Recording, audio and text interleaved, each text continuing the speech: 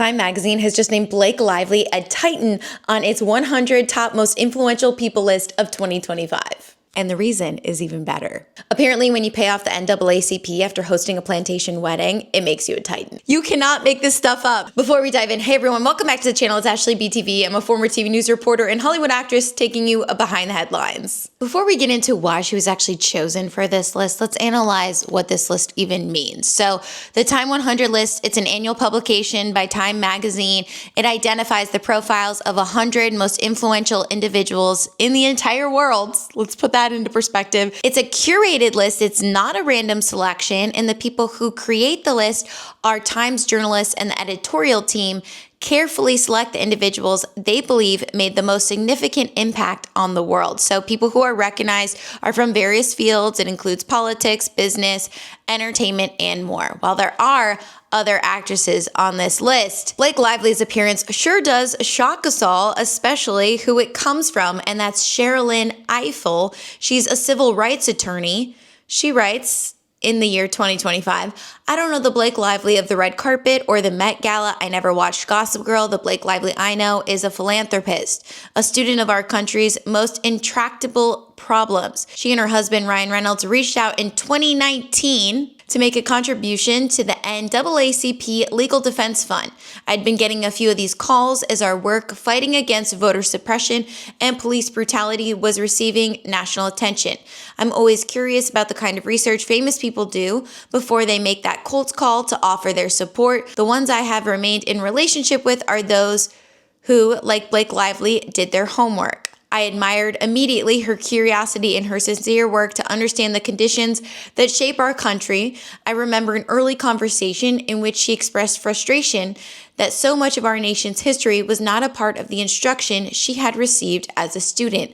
Her commitment to filling those gaps and becoming the most informed and prepared citizen is what I appreciate most about her. Blake is a serious person, she's a risk taker, and she's committed to moving this country forward for her children and for mine. The timing of the donation was rather interesting though, which came after they were called out for having a plantation wedding back in 2012. Now, this kind of went under the radar. This was at the Boone Plantation. We're going to get into that in just a moment, but this was resurfaced when Ryan Reynolds sparked interest when he posted this on Twitter at the time that said, "Believe the hype, all hail the king, Wakanda forever." And he was promoting Black Panther. Well, this sparked a Twitter storm where people said, "You got married on a plantation, bro." So somehow this went under the radar. It was a different time. In 2012, people were much more aware.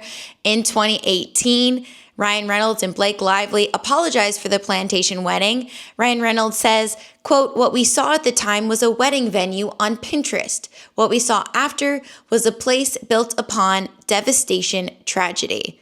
But no, what you saw at the time was a place called Boone Plantation, and then you decided this is a great place to share our union together. The place that they got married is called Boone Hall Plantation in Mount Pleasant, and it features 9 slave cabins referred to as Slave Street. So there's no way in hell that you didn't realize that you were getting married on a plantation. It was only afterwards that you channeled this devastation.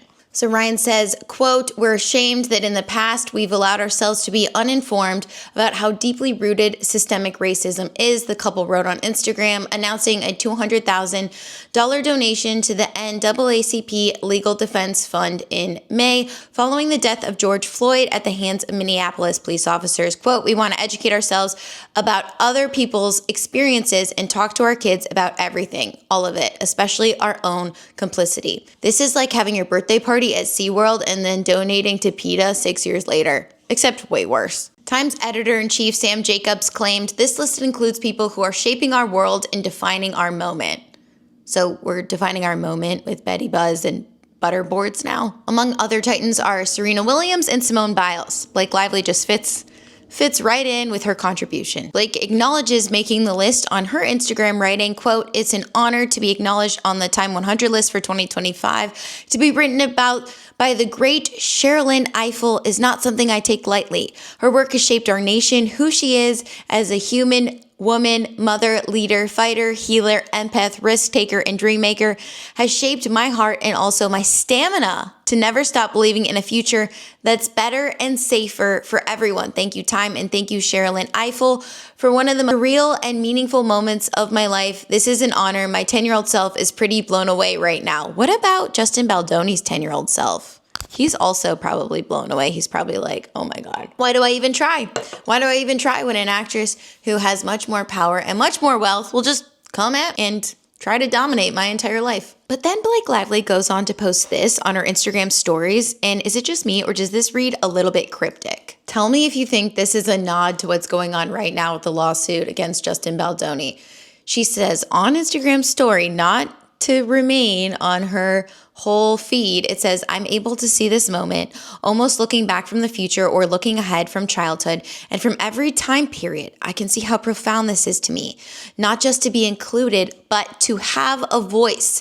It's a fortunate thing when it should be given. So thank you to Time and to each of you who uplift the many who live boldly even when it's scary. Blake Lively's doubling down on the fact that she's living in devastation and that she's destroyed about what's going on in the media, yet there she is going out and making a publicity stunt once again. It feels like every other day is a publicity stunt, which is why people keep reporting on her and all of the shenanigans that she likes to do. Because if you were innocent, you would just stand in your truth and stay out of all the drama, right? And chaos. And you would let truth prevail, which is exactly what Justin Baldoni is, by just hanging out with his family in Hawaii, not trying to stir and drum up more headlines. But Blake Lively cannot do that because she needs to control the narrative. But Blake, you are no longer in control of the narrative. So stop trying to force yourself on us because we don't want to hear it. We just want to let facts speak for themselves. It gets even more cryptic in this next Instagram story. She says, and thank you, Sherilyn Eiffel, for your words. Since the day I met you, you have shown me grace, kindness,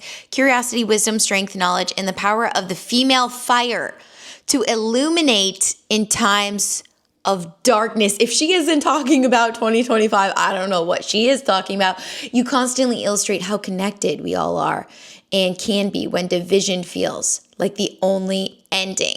Thank you for your light, your fire, your work, and your words. When division feels like the only ending, right now, you can end this.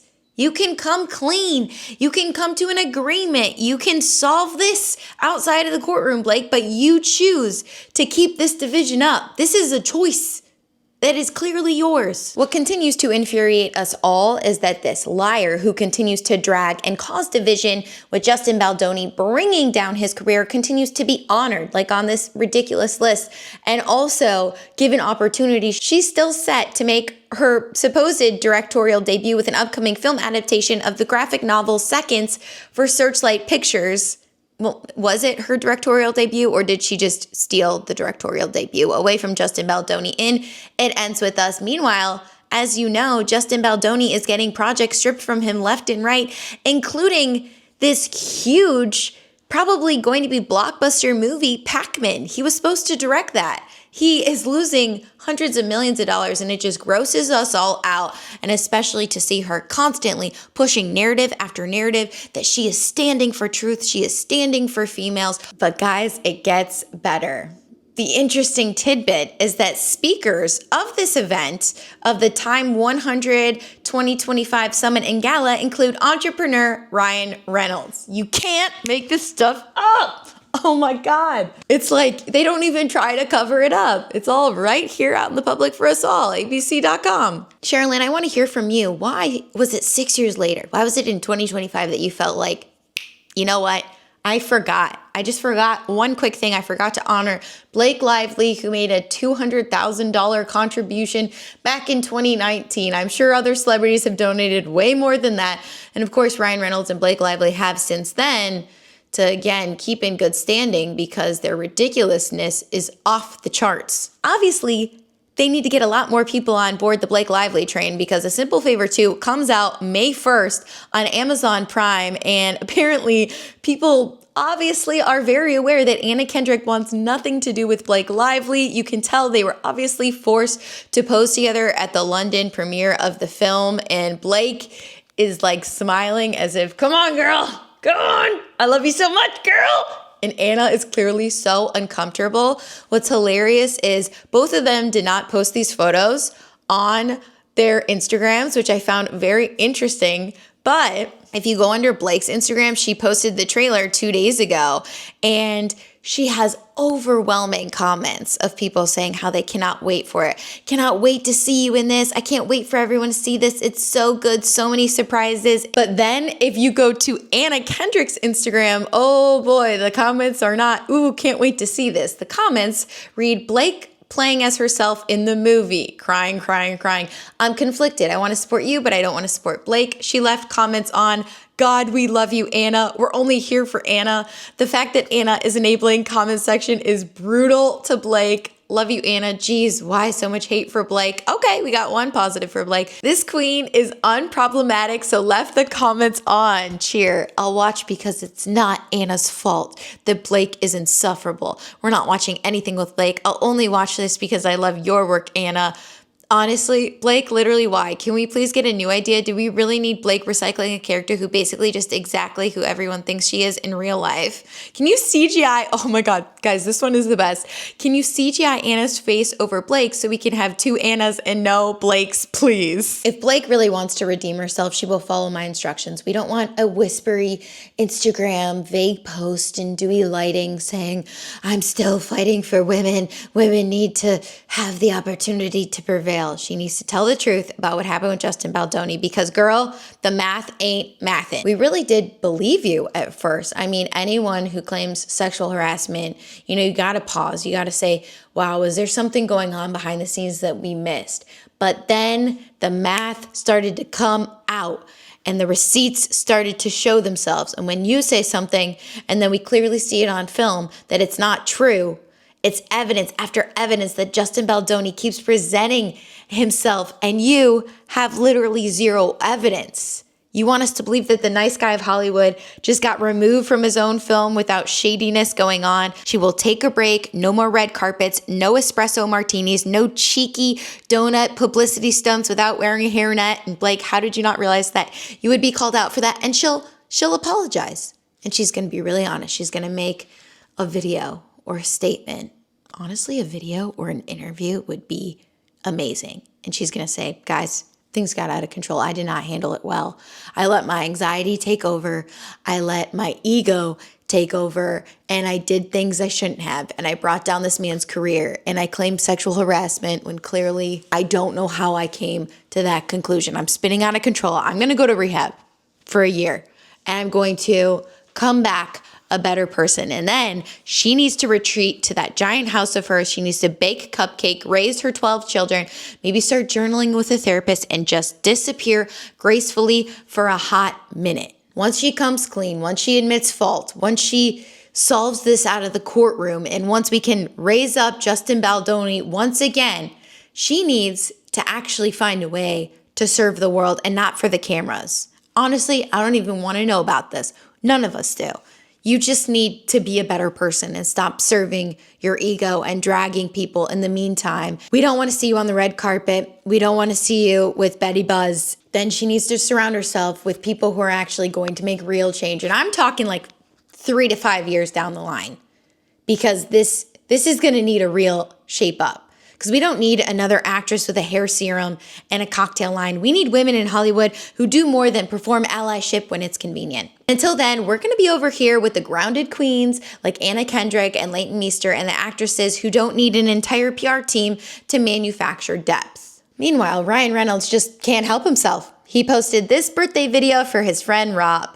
I'm just going to let it roll. Robert, happy birthday. My God, another year, another trip around the old Keith Moon, and God, so many highs and so many lows. Incredible highs with you, obviously, doing a cameo in the Deadpool film, and then, incredible lows with you being cut out of the Deadpool film. Now, to make up for that, for your birthday this year, we've inserted you into many of my other films. all of which are available at your local Blockbuster or wherever Laserdisc is sold. Who are the women we actually do want to see? Well, all this spotlight thirst from Blake is just making us crave our grounded queens so much more. Take Anna Kendrick. She's just minding her business, being funny on cute. Leighton Meester, she is doing her good cop, bad cop on the CW, being cute, being funny, being with Adam Brody, all praise. Nobody wants this. Ooh, that show is so good. She's not creating hair products. She's not forcing us to drink. These women have range and humility, and most importantly, quiet influence. And there's something so underrated and so magical about quiet influence. You don't need to shove your influence down our throats. You just need to live in truth and hospitality. The power of quiet influence is so much louder than deranged, contrived publicity stunts. So why does this Time 100 list matter? And why does it just piss all of us off? Well, it's supposed to be a list about impact, but too often it's about optics and who has the slickest PR team. Making a public apology years after it happened and then 6 years later being honored for that apology in the midst of a legal battle, which you're clearly trying to control your image, is just gross. Influence without accountability is just performance, and that's what we're all seeing here. A plantation wedding wrapped in a pastel-colored seltzer ad.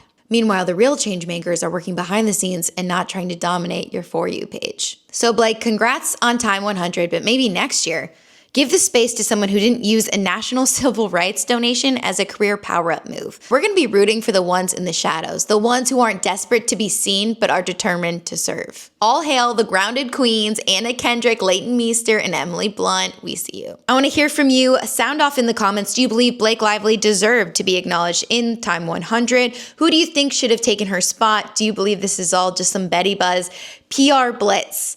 Go ahead and give this video a like so we can push it out to more content lovers. My goal is to always bring perspective to a story, so if you liked watching this video, I want you to watch this one next. Thanks so much for watching, guys. I'll see you in the next one.